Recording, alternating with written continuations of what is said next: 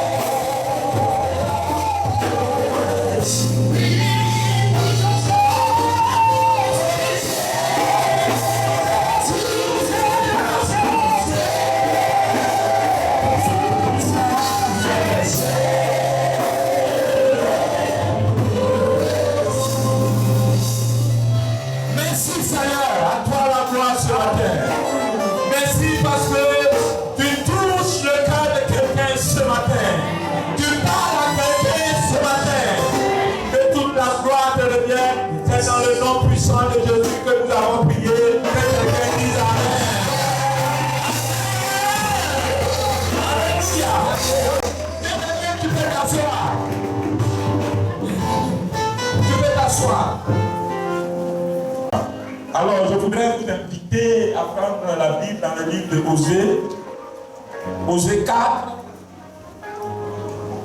à partir du verset 6, que je vais lire. Osée 4, verset 6. Osée 4, verset 6, il dit ceci. Mon peuple est détruit parce qu'il lui manque la connaissance. Puisque tu as rejeté la connaissance, je te rejetterai et tu seras dépouillé de mon sacerdoce. Puisque tu as oublié la loi de ton Dieu, j'oublierai aussi tes enfants. Amen, amen. Amen. Amen. Donc c'est ce passage important que nous allons décortiquer ce matin. Mais avant de assurer-vous, voilà, que Dieu vous bénisse. Avant de rentrer dans le vif du sujet, je voudrais bénir le Seigneur pour le collectif, pour le président du collectif des pasteurs de Saint-Franc. Ils ont bien voulu, parce que ce que j'ai remarqué, c'est que dans le prix d'excellence, il y a beaucoup de pasteurs du collectif. Que Dieu vous bénisse, président, merci beaucoup pour le travail honorable que vous faites. En fait, c'est le corps de Christ que vous êtes en train de servir. Que le Seigneur vous bénisse. Merci beaucoup. Nous retiendrons cela. Que Dieu vous bénisse. Alors, aujourd'hui, notre thème que nous allons étudier, c'est un thème vraiment important. C'est l'importance de la formation du pasteur dans le corps de Christ. L'importance de la formation du pasteur dans le corps de Christ. Et quand je parle de l'importance de la formation du pasteur, je voudrais que nous comprenions bien. Dans les pays francophones, que ce soit un apôtre, que ce soit un prophète, que ce soit un docteur, un évangéliste, on appelle tout le monde pasteur. Vous êtes d'accord avec moi? On appelle tout le monde pasteur. Et c'est de cette manière que je vais parler aussi ce matin. Donc en disant l'importance de la formation du pasteur, je vais parler des 5 ministères. Et aller même au-delà des 5 ministères, parler aussi, oui, des responsables de l'Église. L'importance de leur formation dans le corps de Christ. C'est là que nous allons parler ce matin. Dis Amen. Et nous venons de lire un texte qui nous parle aussi. Dieu a toujours voulu que son peuple soit dans la connaissance. Dis Amen. Amen. C'est pourquoi quand vous prenez la Bible, Dieu parlera toujours de connaissance. Dieu dira toujours, revenez à moi. Revenez, revenez. Parce que nous sommes devant. Et Dieu est toujours en arrière et il nous dit, revenez à moi. Nous devons revenir à Dieu pour connaître. Et il a dit ici dans sa parole, oui, ce que nous avons lu tout à l'heure, par manque de connaissance, le peuple, son peuple est détruit. Par manque de connaissance. Bien aimé, la connaissance est tellement importante pour le Seigneur. Le monde évolue par connaissance. Tout ce que nous avons aujourd'hui dans le monde, c'est par la connaissance. Ceux qui dirigent le monde aujourd'hui, c'est parce qu'ils ont la connaissance. Tous ceux qui dirigent quelque chose dans ce monde, c'est parce qu'ils ont la connaissance. Dis Amen. Dis Amen. La connaissance est tellement importante qu'un homme qui n'a pas la connaissance aujourd'hui, sa place ne se trouve pas au milieu des gens. Dieu, qui a créé toutes choses, a dit ceci. Par manque de connaissance, mon peuple périt. Par manque de connaissance. Tout ce que nous faisons aujourd'hui, c'est celui qui a la connaissance, c'est celui-là qui est élevé. Celui qui n'a pas de connaissance, il est toujours relégué au second plan. Parce qu'il ne comprendra pas ce qui se passe. Et c'est pourquoi d'ailleurs nous mettons nos enfants à l'école. Nous pouvions ne pas les mettre à l'école. Mais si tu ne mets pas ton enfant à l'école aujourd'hui, il sera toujours en dernière position. Et quand on appelle les gens aujourd'hui, on appelle ceux qui ont la connaissance. C'est pourquoi, bien aimé, ce matin, nous allons parler de quelque chose de très important dans la vie du pasteur. Dis Amen. Amen. Être pasteur d'abord, ça commence par quoi? Le premier point, par une révélation. On ne devient pas pasteur qui veut devenir pasteur. Personne n'a jamais voulu être pasteur, même s'il y a des gens qui désirent être pasteur. Malheureusement, si Dieu ne les a pas appelés et qu'ils veulent se faire pasteur, ils deviennent de faux pasteurs. Parce que pour que tu sois un pasteur, il faudrait que tu aies la révélation du Seigneur. Dis Amen. Sans révélation, personne ne peut dire qu'il est pasteur. Donc le fait que nous soyons des pasteurs, le fait que nous soyons des enseignants, des prophètes, que nous soyons des apôtres, c'est parti d'abord par une révélation. Il faut dire révélation. C'est à partir d'une révélation que Dieu te parle. Et quand tu as reçu cette révélation, il y a la conviction.